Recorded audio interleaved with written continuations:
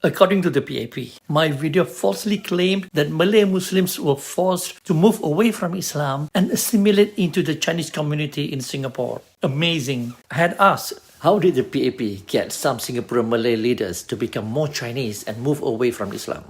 I used two references. First, I quoted the Islamic Council of Singapore MUIS former secretary, Sheikh Harun Al-Junaid.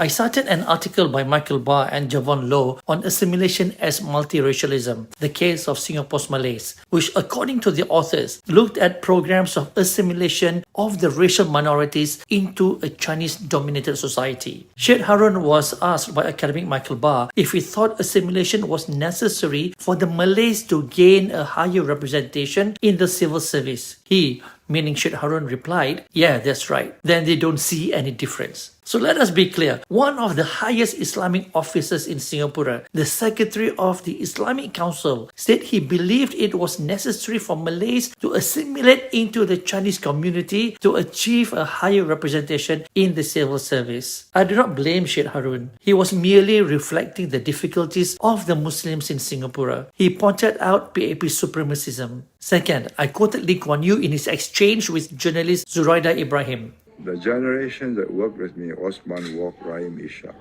that was before the wave came sweeping them. That generation integrated well. We drank beer, we went canvassing. Now they say, are the plates clean? Is it in the same washing machine? Halal, non-halal, and so on. I mean, they're all divisive. So what do they need to do to integrate? I mean, are they doing enough to... Being less strict on Islamic observances and say, okay, I'll eat with you.